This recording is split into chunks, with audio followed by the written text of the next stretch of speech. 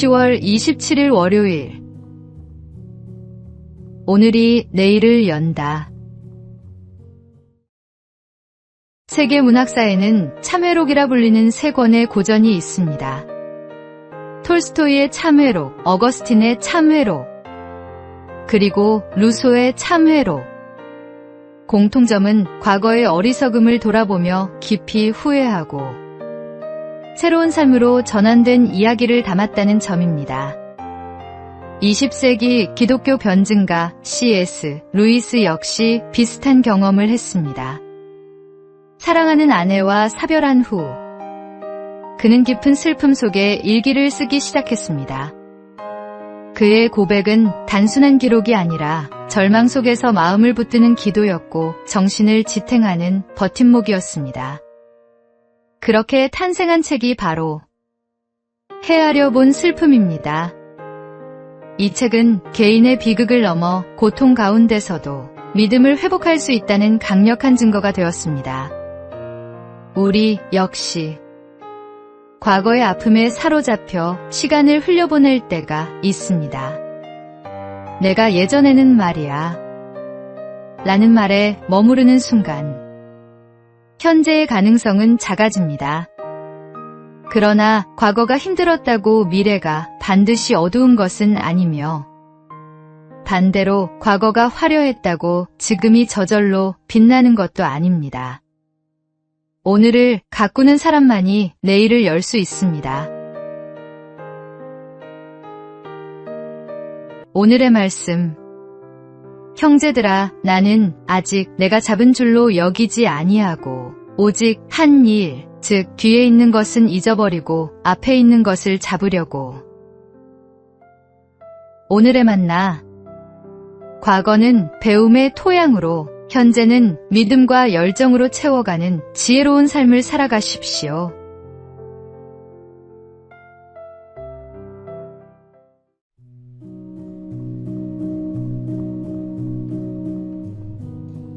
(10월 28일) 화요일. 메가케로스의 교훈. 옛날 지구상에는 메가케로스라는 거대한 뿔을 가진 사슴이 살고 있었습니다. 양쪽으로 길게 뻗은 뿔은 그 크기만 해도 3m에 달했다고 합니다. 웅장하고 화려한 뿔은 이 사슴의 자랑이자 자부심이었습니다. 그러나 바로 그 뿔 때문에 메가케로스는 멸종하고 말았습니다. 뿔이 너무 무겁고 불편해서 도망치지 못해 맹수들에게 잡아먹혔습니다. 자신이 가장 자랑하던 것이 결국 생명을 위협하는 짐이 된 것입니다. 많은 사람들이 화려한 명예, 높은 지위, 사람들의 박수와 같은 큰 뿔을 얻기 위해 애를 씁니다. 그리고 그것을 붙잡은 순간 행복이 올 것이라 기대합니다. 하지만 세상의 화려한 뿔은 오히려 사람을 억누르고 때로는 파멸의 원인이 되기도 합니다. 반대로 내게 자랑할 만한 뿔이 없다고 해서 불행한 것은 아닙니다.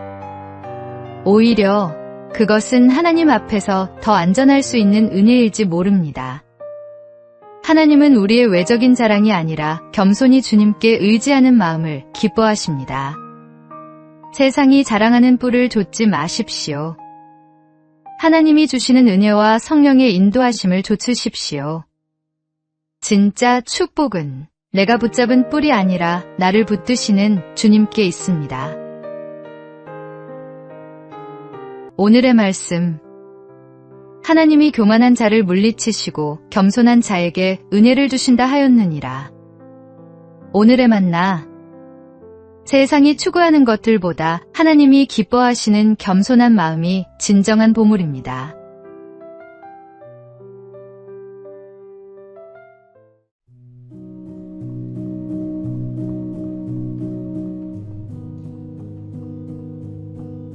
(10월 29일) 수요일.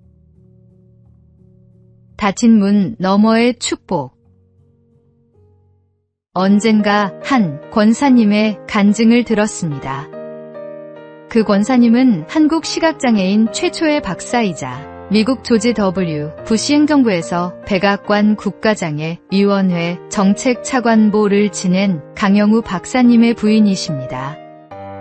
권사님은 고등학교 시절 교회에서 배운 말씀, 내 이웃을 내 몸과 같이 사랑하라를 평생 붙들고 실천하셨습니다. 대학 시절 시각장애인을 돕는 동아리에서 강 박사님을 만났고 결혼 후 함께 미국 유학길에 올랐습니다. 그러나 귀국 후 취업은 쉽지 않았습니다.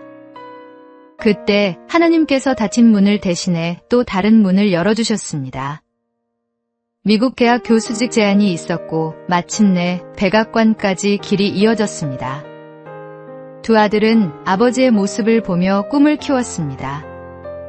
장남은 아버지가 시각장애인임을 알게 된 3살 무렵부터 안과의사가 되기로 결심했고 실제로 그 길을 걸었습니다.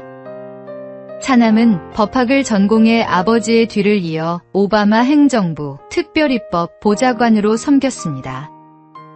권사님은 간증에서 이렇게 고백하셨습니다. 실명이라는 절망으로 닫힌 문 앞에 섰을 때 하나님께서는 더 좋은 문을 열어주셨습니다. 삶의 길에서 우리도 종종 닫힌 문을 만납니다. 그러나 믿음의 눈으로 보면 닫힌 문은 끝이 아니라 새로운 문이 열리는 시작입니다. 오늘의 말씀. 볼지어다 내가 내 앞에 열린 문을 두었으되 능히 닫을 사람이 없으리라. 오늘의 만나. 절망적인 상황도 하나님의 손에서는 더 큰 축복을 위한 준비 과정이 될 수 있습니다.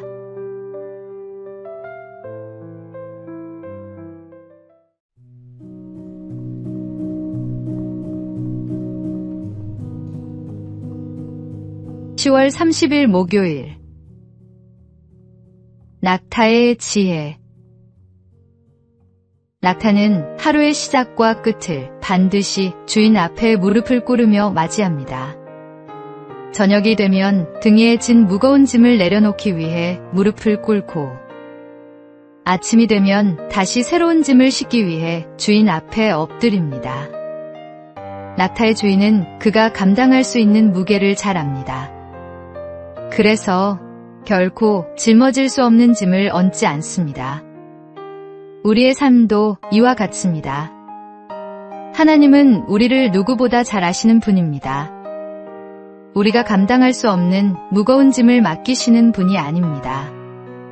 새에게 날개는 무겁습니다. 그러나 그 날개 덕분에 하늘을 날 수 있습니다. 마찬가지로 크리스천의 삶에도 짐이 있습니다. 때로는 육체의 연약함이라는 짐, 때로는 마음의 상처와 관계의 갈등이라는 짐, 또 때로는 맡겨진 사명의 무게라는 짐입니다. 그러나 바로 그 짐이 우리를 주님께 더 가까이 나아가게 하고 믿음의 성장을 이끌어 갑니다. 그러므로 아침이 될 때마다 하나님 앞에 무릎을 꿇으십시오. 그 무릎 꿇음이 단순한 습관이 아니라 하루를 여는 신앙의 고백이며 새로운 힘을 얻는 출발점이 되기 때문입니다. 오늘의 말씀. 수고하고 무거운 짐진 자들아 다 내게로 오라. 내가 너희를 쉬게 하리라. 오늘의 만나. 하나님이 맡기신 짐을 겸손히 받아들이고 그 안에서 성장하는 은혜를 경험하시기 바랍니다.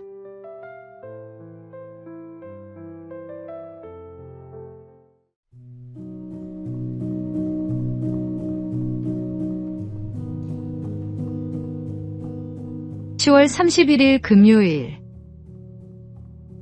도끼날을 가는 시간. 두 나무꾼이 있었습니다.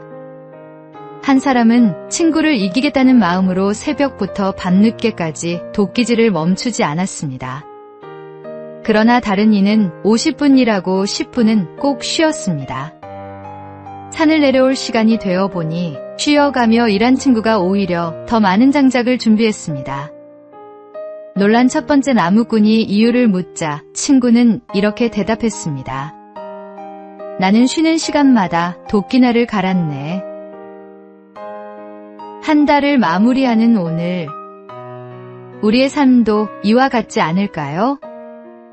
아무리 바쁘게 살아도 멈추어 서서 도끼날을 갈지 않으면 결국 열매는 빈약할 수밖에 없습니다. 하나님과 동행하는 시간, 말씀 앞에 서는 시간, 감사와 기도로 자신을 다듬는 시간이 바로 도끼날을 가는 시간입니다. 지나온 한 달 동안 혹시 무조건 앞만 보고 달려오지 않았습니까? 이제는 잠시 멈추어 도끼날을 갈아야 할 때입니다. 한 달의 마지막 날은 단순히 끝이 아니라 새로운 달을 더 잘 살아가기 위한 준비의 시간입니다. 작은 쉼과 성찰이 오히려 더 큰 능력이 되어 다가올 날들을 이기게 합니다. 오늘 10분이라도 하나님과 함께 머무르십시오. 그 짧은 시간이 당신의 마음을 새롭게 하고 다가올 한 달을 더 깊고 풍성하게 열어줄 것입니다.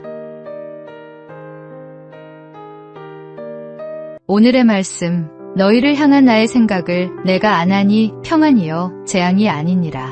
너희에게 미래와 희망을 주는 것이니라.